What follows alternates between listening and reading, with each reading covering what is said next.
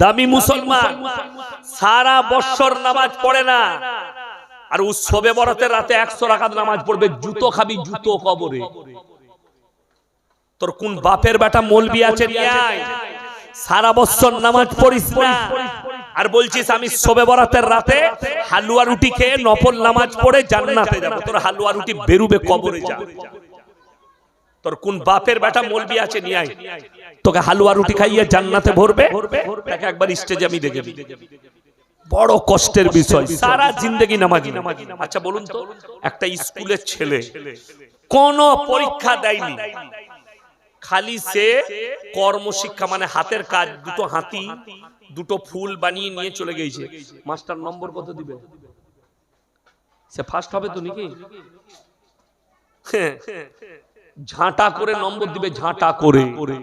তো ফেরেশতারা যদি কবরে জিজ্ঞেস করে ফরজ নামাজ ওটা খালি পড়তে পারিনি, রোজা বলে ওটা খালি রাখতে পারিনি, তবে বুঝে শবে বরাতের রাতে 150 রাকাত নামাজ পড়েছি, তুই কেলানি খাবি কেলানি, ফেরেশতারা গুড়ালে তোর পেট তল ছেঁদা করে দিবে।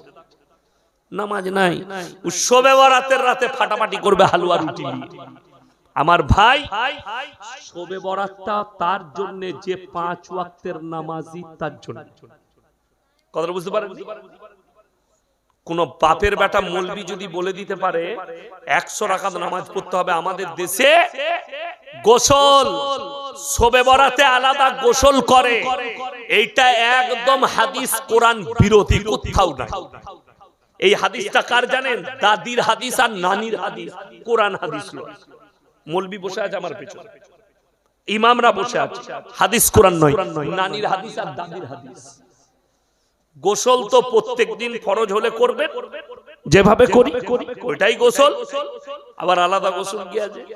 অনেক বলছে শবে বরাতের নামাজের নিয়ত কি? শবে বরাতের নামাজের নিয়ত কি? কোথা থেকে পেলি? জানে না, অথচ ফরজ নামাজ পড়ে। আচ্ছা, কেউ যদি শবে বরাতের রোজা না রাখে সে জাহান্নামে যাবে? কথা বলে না, গুনাহ হবে। যদি কোন বাপের বেটা যদি থাকে স্টেজে এসে বলো শবে বরাতের রোজা রাখেনি, তার গুনাহ হবে, আমি আল্লাহর কসম জীবন আর বক্তব্য দেব না সমাজের বুকে।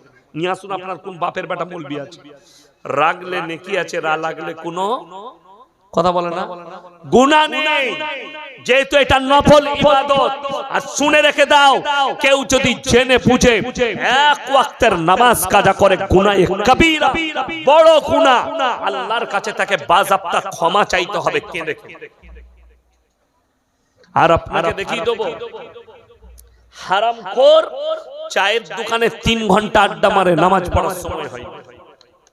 শুধু তাই নয়, বিসমিল্লাহ,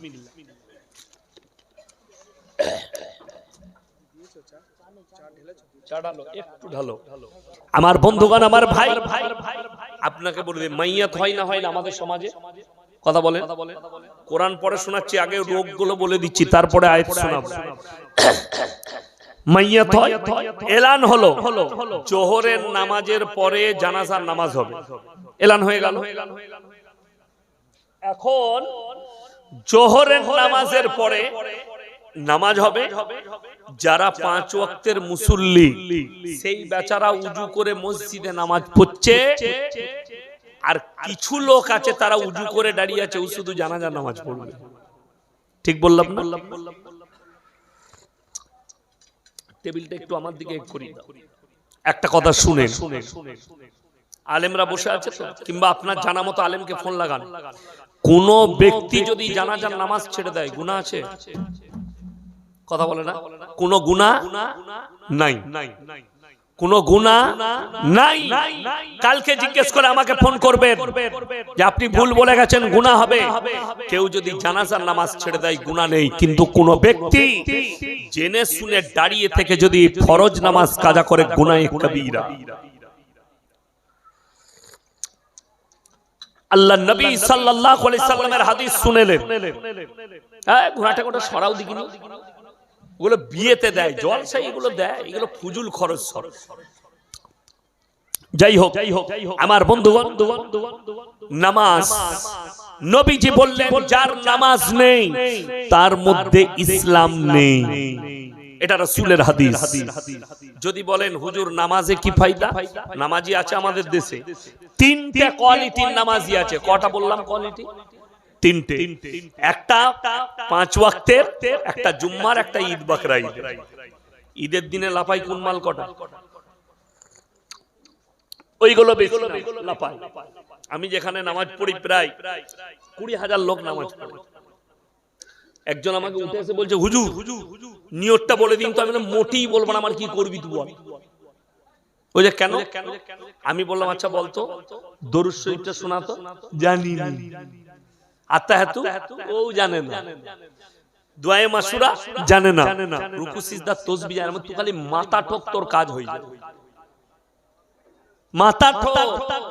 ঈদের নামাজ তো অনেকজন পড়ছে, গলায় লাল তোয়ালি, সাদা জামা, সাদা লুঙ্গি, সাদা আন্ডার প্যান্ট, গোলাপ আতর। কিন্তু দুঃখ, তোয়ালিটা শাশুড়ি, জামা শাশুড়ি, গেঞ্জি শাশুড়ি, লুঙ্গি শাশুড়ি, আন্ডার প্যান্ট শাশুড়ির। বললে তোর কি আছে? বলে ন্যাংটো লোকটা আমি খালি। এও জান্নাতে যাবে। আর নামাজ তো আল্লাহই জানে, জীবনে কোনোদিন পড়ে না, ও খালি ঈদের দিনে গেছে। নাউজুবিল্লাহ। কে বলল তোমাকে যে ঈদের নামাজটা পড়ে তুমি জান্নাতে চলে যাবে? কে বলল? সে কিছুই জানে না। আপনি অবাক হয়ে যাবেন, আমাদের দেশের লোক পাপ করে, পাপের সাগরে ডুবে আছে, এরা জান্নাতে যাবার লাইন বার করে রেখেছে। কেন? বলে অসুবিধা কিচ্ছু নেই তো। সারা জিন্দেগি সুদের উপরে জীবন কাটিয়ে দিল, সারা জিন্দেগি সুদের উপরে কেটে গেল, সারা জিন্দেগি মদের ভাটিতে জীবন কেটে গেল, সারা জিন্দেগি গাঁজা মদ লটারি জুয়া লোটো আলকাপে কেটে গেল। মরে যাওয়ার পরে জান্নাতে যাওয়ার লাইন বার করেছে। কি? হুজুর দিকে দাওয়াত দেবো, মিলাদ দিবে, জান্নাত রেডি। মিলাদ হয় না? যত রকমের পাপ আছে সব করে মারা গেল। এরপর ইয়াসিনকে দাওয়াত দিলেন, আমার কথাই বলুন। দাওয়াত দিলেন বর্ধমান থেকে, হুজুর আসুন, আমার বাপ মারা গেছে, 10,000 টাকা দেবো। দেশি মুরগি আর পরাঠা, বিরিয়ানি, পোলাও, চিকেন চিল্লি, চিকেন ললিপপ হুজুরকে খাইয়ে দিলে। এখন আমি দেখলাম এত খাতির যখন করেছে, দোয়াটা একটু ভালো করেই করি। আল্লাহ তুমি চাচাকে জান্নাতুল ফিরদাউস দান করো। আল্লাহ চাচার কবরের দিকে জান্নাতুল ফিরদাউসের দরজা খুলে দাও। ঘর আসবো, পাড়ার একজন চাচা আমার কাছে এসে বললে হুজুর দাঁড়ান, কানে কানে কথা আছে। কি হলো বাপ? যাকে জান্নাতে বললেন মালটা তো পাক্কা সুদ করছিল। আমরা তোবা তোবা তোবা, আমি তো জানি না। এরপর অনেক জনের ব্রেনে আঘাত লাগবে, বুকেতে আঘাত লাগবে, যে আমার বাপ সুদের ওপরে হারাম জানার পরও জীবন কাটিয়েছে, তার লেগে যদি দোয়া করা না যায় হুজুর, তার দলিল কি আছে? আরে তোমার বাপ তো অনেক দূরের কথা। আমি বাপ দাদর গল্প বললে বলা জলসার বক্তা আমি নয়। আমার লাখ লাখ জলসা ছুটছে, কোন জায়গায় বাপ দাদর গল্প বলি না। বাপের পরিচয় দিতে চাই না। কেউ জিজ্ঞেস করলে বলি যে আমি অমুক মৌলবীর বেটা, অমুক হুজুরের বেটা, অমুক বক্তার বেটা, নাইলে আমি পরিচয় দিই না। আমি আপনাকে যার কথা শোনাবো বুকে হাত রেখে বলুন তো, প্রিয় নবী হযরত মুহাম্মদ মুস্তাফা সাল্লাল্লাহু আলাইহি সাল্লামের থেকে দামি লোক পৃথিবীতে কেউ আছে? কিয়ামত পর্যন্ত কেউ আসবে? আসবে না। নবীজির কথা আপনাদেরকে বলবো। মৌলবি মোল্লা পীর ফকির এরা অনেক দূরের কথা। নবীজি সাল্লাল্লাহু আলাইহি সাল্লামের কাছে খবর এলো, হে আল্লাহর নবী, আপনার চাচা যান মৃত্যু শয্যায় আছে, মারা যাবেন, যাকাম দানি চলছে। নবীজি ছুটলেন, চাচার হাতটা টিপে ধরলেন আর বললেন, হে আমার ভাইপো, হে আমার চাচা, আমি তোমার ভাইপো মুহাম্মদ, আল্লাহর নবী, তুমি একবার খালি কলমাটা পড়ে নাও, আমি আল্লাহর কাছে তোমার জন্য কেঁদে কেঁদে ক্ষমা চেয়ে নেব। নবীদের দোয়াকে আল্লাহ কবুল করেন না? করেন না বাবা? তাড়াতাড়ি বলুন। করেন। আল্লাহর নবী সাল্লাল্লাহু আলাইহি সাল্লামের চাচার উত্তর কি এলো জানেন? আমি যদি বার্ধক্যে কলমা পড়ি, লোকে বলবে মৃত্যু ভয়ে কলমা পড়েছে, হে আমার ভাইপো আমি কলমা পড়তে পারবো না। আল্লাহ জিবরিল আমিনকে পাঠালেন, কোরআনের আয়াত এলো নবীজির কাছে, ইন্নাকা লা তাহদি মান আহবাবতা ওয়ালাকিন্নাল্লাহা ইয়াহদি মান ইয়াশা। হে আমার নবী, হিদায়াতের মালিক সকলে জোরে বলুন কে? আল্লাহ। হিদায়াতের দপ্তরটা আমার আল্লাহর হাতে। আমার ইচ্ছা নেই তোমার চাচা কলমা পড়তে পারবে না। আল্লাহর নবী সাল্লাল্লাহু আলাইহি সাল্লামের চাচা কলমা না পড়ে দুনিয়া ছাড়লেন। রাসূলের চোখে পানি, দাড়ি মুবারক ভিজে গেল। আল্লাহর নবী কাঁদতে লাগলেন, আল্লাহর কাছে কি বললেন জানেন? ওগো আল্লাহ, তুমি আমাকে যতদিন না নিষেধ করবে আমি আমার চাচার জন্য কেঁদে কেঁদে ক্ষমা চাইবো। নবীজি কাঁদছেন আল্লাহর কাছে, আল্লাহ এটা আমার হিতাকাঙ্ক্ষী চাচা, তুমি একে ক্ষমা করে দাও। আমার আল্লাহ জিবরিল আমিনকে পাঠালেন, কি বলে? মা কানা লিন নাবিয়্যি ওয়াল্লাযীনা আমানু আইয়াস্তাগফিরু লিল মুশরিকিন ওয়ালাউ কানু উলি কুরবা। হে আমার নবী বলে দাও, হে আমার নবী শোনো, যারা মুশরিক হয়ে বেঈমান কাফের বদ্দিন হয়ে মারা গেছে তাদের জন্য দোয়া করতে পাবে না, যদিও সে তোমাদের নিকটতম আত্মীয় হয়। আল্লাহ নবীকে নিষেধ করলেন, চাচার জন্য দোয়া বন্ধ করো। তোমার চাচা বদ্দিন হয়ে মারা গেছে, বেঈমান কাফের মুশরিক হয়ে মারা গেছে, এর জন্য দোয়া করা যাবে না। রাসূলকে আল্লাহ নিষেধ করলেন। ইয়াসিন কোন ক্ষেতের মূলি? তোমার বাপ হারাম জানার পরেও আল্লাহর সঙ্গে যুদ্ধ করেছে, মায়ের সঙ্গে জিনা করার পাপ করেছে হারাম জানার পরেও সুদ ছাড়েনি। আর তুমি বলছো হুজুরকে দাওয়াত দিয়ে জান্নাতে দেব, তোর হুজুর মার খাবে আর তুইও খাবি। রেডি? নাম্বার 2, তিনি হচ্ছেন হযরতে নূহ নবী। জায়গা হচ্ছে না ভাই, আপনারা পেরিয়ে সামনে চলে আসুন, একটু আপনারা উঠে আসুন, তাই তাকবীর দেব, উঠে চলে আসবেন। নারায়ে তাকবীর, উঠে আসুন, সামনে এগিয়ে আসুন ভাই, এগিয়ে চলে আসুন সামনে। মাশাআল্লাহ, এগিয়ে আসুন, জাযাকাল্লাহ, এগিয়ে চলে আসুন ভাই, ঢুকে বসে যান পেছনে। যাই হোক, পৃথিবীতে যতগুলো নবী পয়গম্বর আল্লাহ পাঠিয়েছেন, দুনিয়াতে পাঠিয়েছিলেন, তাদের মধ্যে সবথেকে বেশি দিন যিনি তাবলীগ করেছেন, ইসলামের প্রচার করেছেন, তিনার নাম হচ্ছে হযরতে নূহ নবী। কত বছর? আল্লাহর নবী সাল্লাল্লাহু আলাইহি সাল্লাম শুধুমাত্র 23 বছর মেহনত করেছেন। এখন গোটা পৃথিবীতে 250 কোটি মুসলমান, জোরে বলুন সুবহানাল্লাহ। আর হযরতে নূহ নবী 950 বছর তাবলীগ করেছে, জোরে বলুন সুবহানাল্লাহ। 950 বছর। মুষ্টি কত লোক ঈমান এনেছেন, মানে হাতে গোনা কজন। তিনি তার কওমকে বিনীত অনুরোধ জানালেন, হে আমার কওম, আমি অনুরোধ করছি আমার আল্লাহকে বিশ্বাস করো, আমাকে নবী হিসাবে বিশ্বাস করো, তাহলে কি হবে? আমার আল্লাহ তোমাদিকে ছেড়ে দিবে। তার কওম এমন কি তার সন্তান কেনান, সে বলল তোমার আল্লাহকে না মানলে তোমার আল্লাহ কি করবে? বলে আমার আল্লাহ তোমাদিকে কঠিন আযাবে মুবতালা করবে। কি আযাব? মুষলধারার বৃষ্টি দিয়ে বন্যায় ডুবিয়ে দেবে। আল্লাহকে চ্যালেঞ্জ ছুড়ল কিনান, হে আমার আব্বা, তোমার আল্লাহকে বলে দাও, তোমার আল্লাহ যদি বন্যা দেয় এমন উঁচু জায়গায় যাব যেখানে তোমার আল্লাহর পানি পৌঁছাবে না। বলুন নাউজুবিল্লাহ। আল্লাহকে যতজন পৃথিবীতে চ্যালেঞ্জ ছুড়েছে, আল্লাহর কসম আল্লাহ তাদেরকে বেইজ্জতি করে মৃত্যু দিয়ে দিয়েছে। যতজন চ্যালেঞ্জ ছুড়েছে আল্লাহকে। এই দেখছেন না অসীম বাবু, অসীম সরকার, তিনি গালি দিয়েছেন কোরআনকে। 27 জন শয়তান কোরআন লিখেছে। আমার মতো 100টা মৌলবি ডিবেটের দাওয়াত দিয়েছেন উনাকে। আসল কথা, কোরআনের একটা শব্দ আছে শুনেলেন, সূরা ফুরকানে। কোন সূরা বললাম? ফুরকান 19 পারা। ওয়া ইদা খাতাবাহুমুল জাহিলুনা ক্বালু সালামা। যারা অশিক্ষিত মূর্খ হবে তাদের সঙ্গে তোমরা তর্কে জড়িও না। কিয়ামতের একটা আলামত বলে দেব, অনেক জনের গায়ে চুলকুনি হবে, কিন্তু কিছু করার নাই, আমাকে বলতে হবে।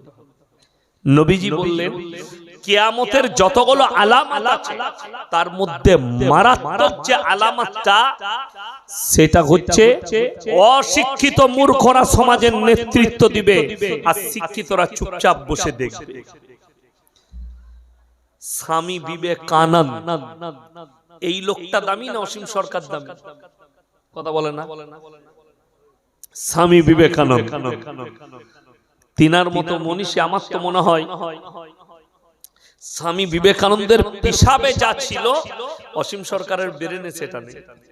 এটা আমার মন্তব্য, আমার নিজের ফতোয়া। এখন চলুন, স্বামী বিবেকানন্দের মতো লোক আমেরিকার শিকাগো শহরে বক্তব্য দিতে গিয়ে তিনি বলেছিলেন, আমার চোখে পৃথিবীতে যদি কেউ মহামানব থাকেন তিনি হচ্ছেন একমাত্র হযরত মুহাম্মদ মুস্তাফা সাল্লাল্লাহু আলাইহি ওয়াসাল্লাম। এরপরে আপনি এই মুতখরের কথা লিবেন না, মনীষীর কথা লিবেন, স্বামী বিবেকানন্দের কথা। এটা তো গোবরখোর মুতখোর, একে আমি মনে করি এর কোনো মূল্য আমার কাছে নেই, আর এর কথাও গ্রহণযোগ্য সমাজের নয়।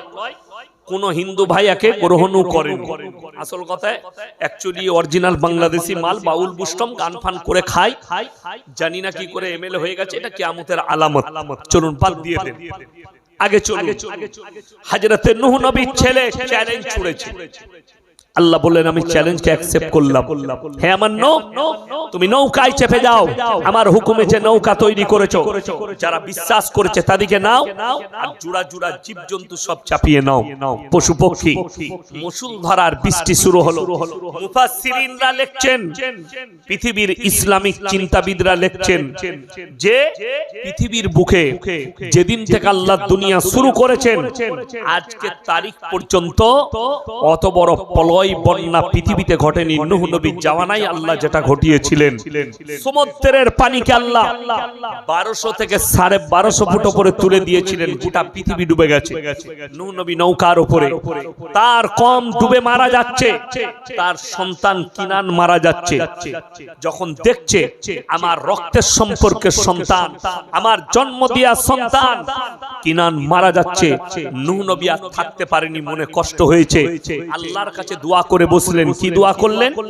লা আসিমাল ইয়াউমা মিন আমরিল্লাহ, ওগো আল্লাহ এটা আমার রসজাত পুত্র, তুমি একে রক্ষা করো। আমার আল্লাহ উত্তর দিলেন, লামিনাল খাসিরিন, যে আমাকে মানেনি, আমার নবীকে মানেনি, আমার দ্বীনকে মানেনি, তার জন্য দোয়া করতে পাবে না। তা না হলে তোমাকেও ক্ষতিগ্রস্তদের মধ্যে ফেলে দেব। নূহ নবী দোয়া বন্ধ হলো। আল্লাহ নবীকে নিজের সন্তানের জন্য দোয়া করতে মানা করলেন। কেন? আমার দ্বীনকে মানেনি, আমাকে বিশ্বাস করেনি, আমার নবীকে মানেনি, অর্থাৎ তার লেগে দোয়া করতে পাবে না, বন্ধ করো।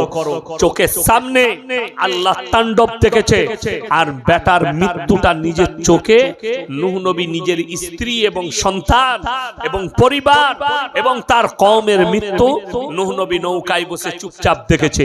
গোটা পৃথিবীর তোলপাড় শুরু হলো, নৌকা যেন টলমল করছে।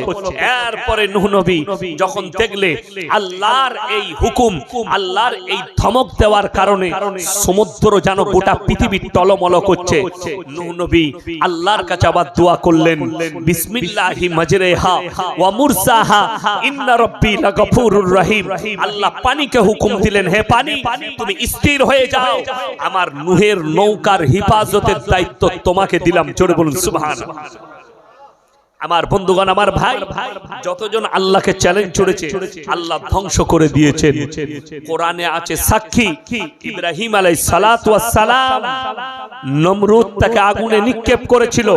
ইব্রাহিম নবী আল্লাহর কাছে মদদ চাইলেন, আল্লাহ তাআলা আগুনকে হুকুম দিলেন, কুলনা ইয়া নাম রুকুনি বারদাম ওয়া সালামান আলা ইব্রাহিম, আগুন তুমি ঠান্ডা হয়ে যাও, আমার ইব্রাহিমের একটা পশমকে তুমি জ্বালাতে পারবে না। জোরে বলুন সুবহানাল্লাহ।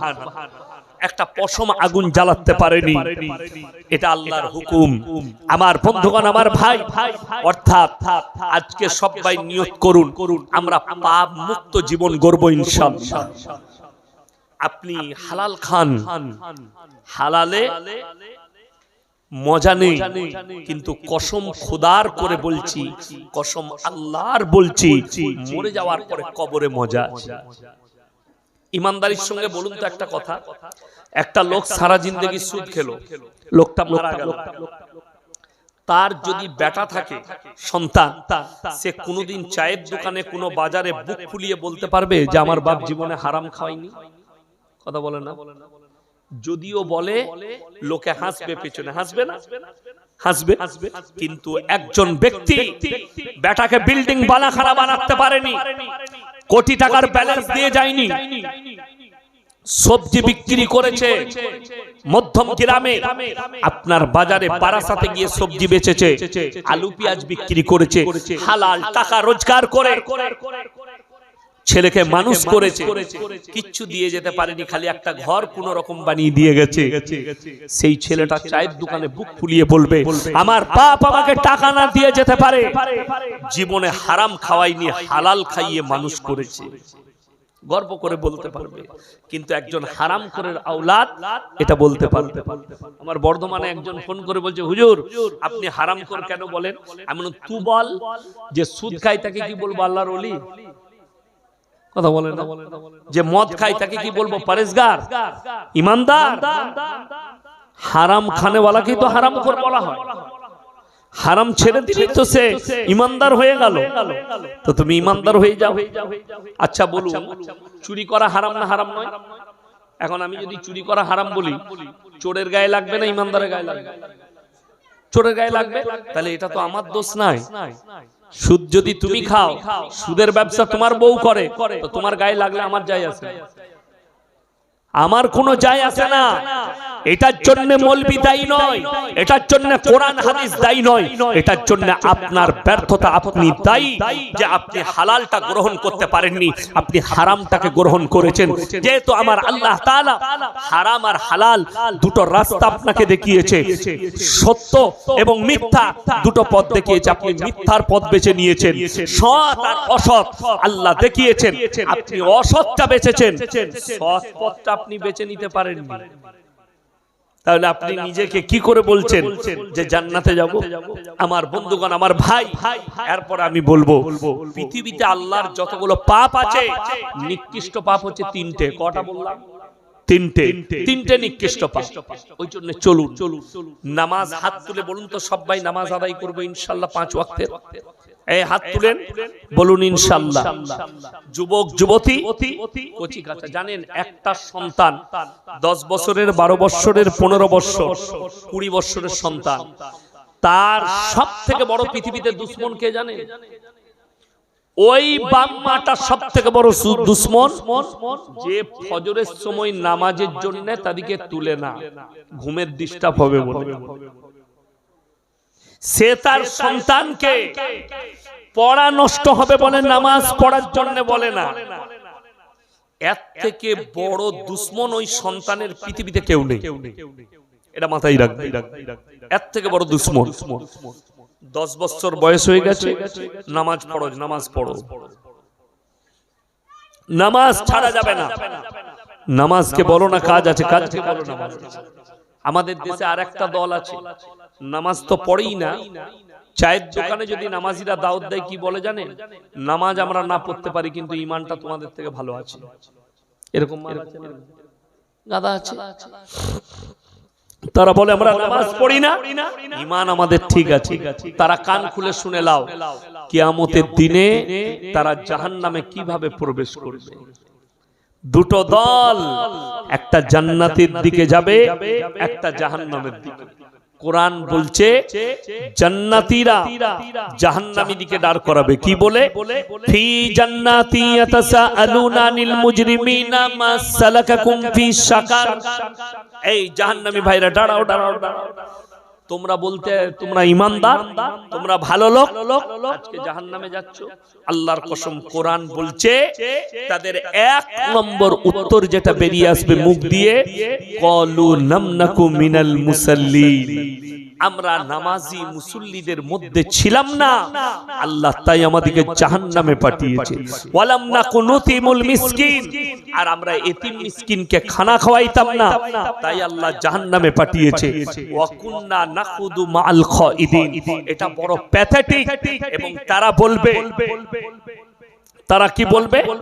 দাড়ি টুপি নামাজি মুসল্লি দিকে দেখে হাসি ঠাট্টা বিদ্রুপ করত, তাদের সঙ্গে সাথ দিতাম, তাই আল্লাহ জাহান্নামে পাঠিয়েছে। ওয়া কুন্না নুকাজ্জিবু বিয়াউমিদ্দিন, আর আমরা বিচারের দিবসকে মিথ্যা বলে মনে করিতাম, তাই আল্লাহ জাহান্নামে পাঠিয়েছে। আমার বন্ধুগণ, কোরআনে আছে সূরা সিজদা 21 পারা, কিয়ামতের দিনে যখন জাহান্নামকে টেনে আনা হবে, 70,000 ফেরেশতা জাহান্নামকে শিকল দিয়ে টেনে ধরে থাকবে। জাহান্নাম তর্জন গর্জন শুরু করবে, তার লিলিহান শিখা উপর দিকে উঠবে। আমার আল্লাহ কোরআনে বললেন, জাহান্নামীরা তখন সেই জাহান্নামকে দেখে আল্লাহর কাছে কি বলবে জানেন? নত স্বীকার করে, রব্বানা আবসারনা ওয়া সামিনা ফারজিনা নামাল সলিহান ইন্না মুকিনুন। ওগো আল্লাহ, আজকে আমরা আগুন দেখতে পেলাম, জাহান্নামের তর্জন গর্জন শুনতে পেলাম, আর একবার আমাদেরকে দুনিয়াতে ফিরিয়ে দাও, ভালো কাজ করব, নেক আমল করে আনব, নামাজি হব, মুসল্লি হব।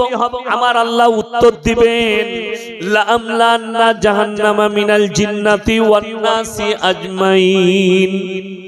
আজকে আমি কিয়ামতের দিনে জিন্নাত এবং ইনসান দ্বারা জাহান্নামকে পরিপূর্ণ করব। সুযোগ তোমাদিকে দিয়েছিলাম, কাজে লাগাওনি। অনেক জনের মনে মনে হবে নামাজ পড়লে কি উপকার আছে জানেন?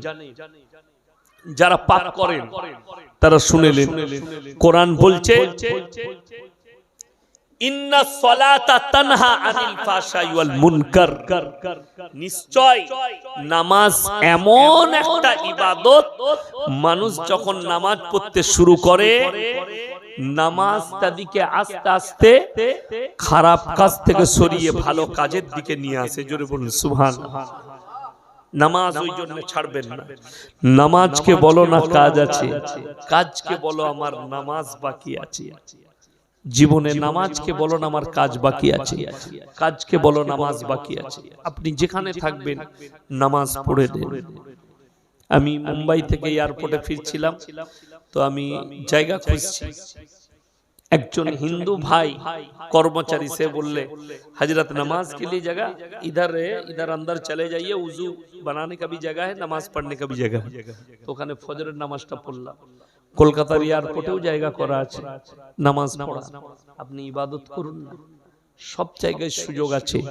গোটা জমিনটা আপনি খালি নামাজ যখন পড়বেন, জায়গা কা পাক হোনা, যে জায়গাটায় নামাজ পড়ছেন ওটা যেন পবিত্র হয়। कपड़ा का पाक होना, बदन का पाक होना जरूरी है। बस अपनी नमाज अदाई करुन। ভেবে দেখুন তো, আপনি ঘুমাচ্ছেন, সকালবেলায় উঠছেন, আপনার বিবি ঘুমাচ্ছে, সকালবেলায় উঠছেন, আপনি বলছেন হুজুর আমার বাড়িতে বরকত নেই। আপনি মিলাদ পড়িয়ে বরকত নেবেন, আপনি তাবিজে বরকত নেবেন হুজুরের। আপনি ভেবে দেখুন তো, আপনার ইমামের বেতন 7,000, আর আপনি দিনে 7,000 টাকা রোজগার করেন, মাসে 2 লাখ। আপনি ইমামকে বলছেন হুজুর একটা বরকতের তাবিজ দেন, তাবিজটা ইমামের প্রয়োজন না আপনার? ভেবে দেখুন, ইনার মাসে 7,000 আর আপনার দিনে 7,000। আপনার বিবেককে জিজ্ঞেস করুন। তার মানে আপনি যদি বরকত নিতে চান, আজকে ভেবে দেখুন, কোরআন পুরো বৎসর বাড়িতে তেলাওয়াত হয় না, খালি রমজান মাসে। ঠিক বললাম না? শবে বরাতে রমজানে এরা কোরআন তেলাওয়াত করবে, দিয়ে বলছে ঘরে বরকত চাই। অথচ রাসূলের হাদিস আছে, মায়েরা ভালো করে শুনবেন, যে বাড়িতে এশার নামাজ পড়ে প্রত্যেকদিন সূরা ওয়াকিয়া তেলাওয়াত হবে, আল্লাহ তাদের রুজিতে বরকত দিবে। জোরে বলুন সুবহানাল্লাহ। আল্লাহ রাসূলের হাদিস শুনেন, 5 ওয়াক্তের নামাজি যারা হবে, আল্লাহ তাদের কোনদিন রুজিতে কমি দিবেন না। জোরে বলুন সুবহানাল্লাহ। এখন আপনার মনে মনে হবে যে অনেক লোক ভিক্ষা করে খায়, খায় না খায় না। আমি চ্যালেঞ্জ দিয়ে বললাম, মুম্বাইয়ে একটা ভিখারি ধরা পড়েছে, ভিক্ষুক ধরা পড়েছে, ওই রকম বড় লোক গোটা আপনার রাজাপুর থানায় নাই। কত কোটি টাকার মালিক জানেন? তার কাছ থেকে বেরিয়েছে 300 কোটি। কত কোটি বললাম? 300 কোটি ইনকাম ট্যাক্সের রেট হয়েছে, তার বাড়ি থেকে ঝুপড়ি থেকে 300 কোটি টাকা পেয়েছে মুম্বাইয়ে। সে হচ্ছে দালাল। বিভিন্ন দেশ থেকে লোক নিয়ে আসে, যে বিভিন্ন মাজারের সামনে, মন্দিরের সামনে, অমুকের সামনে সে বস করায়, এখানে ভিক্ষা কর, টাকা তুলে আমাকে দিবে। তাদের একটা করে আবার বেতন আছে, তাদের খাওয়া দাওয়ার ব্যবস্থাপনা তার কাছেই আছে, রুম সে দিয়ে রেখেছে। সে 300 কোটি টাকার মালিক। তাইলে জানতে হবে আল্লাহ ভিখারিকেও কোটি টাকার মালিক করেন। শুনেলেন? কেউ কি আল্লাহ ডাস্টবিনে খাবার দিয়েছে? অনেক মানুষ কিরকম আছেন শুনেলেন? মূর্খ, শিক্ষিত কিন্তু মূর্খ। বলছে রুজির মালিক আল্লাহ, তা আল্লাহ সকলকে সমান করে না কেন? এই শব্দ যাদের, এই আঙ্গুলগুলো ছোট বড় আছে না সমান? ছোট বড়।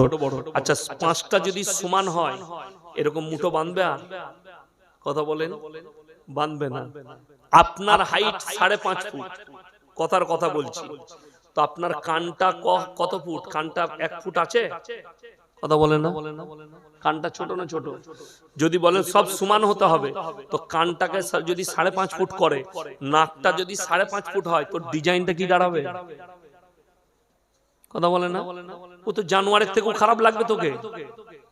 অর্থাৎ এটা তোমার মূর্খামি। আল্লাহ বললেন আমি সব মেপে বুঝে করেছি, সব যদি সমান হতো পৃথিবীর ভারসাম্য শেষ হয়ে যেত। সব সমান হলে পৃথিবীর ভারসাম্য শেষ। সবাই যদি মালিক হয়, ড্রাইভার কে হবে? কথাটা বুঝতে পারেননি? সবাই যদি আপনার জমির মালিক হয়, ধানটাকে পুঁতবে আপনি, গাছটাকে ঝাড়ুটাকে লাগাবে। আল্লাহ তাআলা বললেন আমি সব ছোট বড় করেছি। কোরআনে আছে স্পষ্ট ভাবে, তুমি যদি 10 টাকা দান করো ভিক্ষুককে, তার হাতে দিবার সময় মনে মনে ভাবো আল্লাহ আমাকে দেনেওয়ালা বানিয়েছো, ভিক্ষুক বানাও।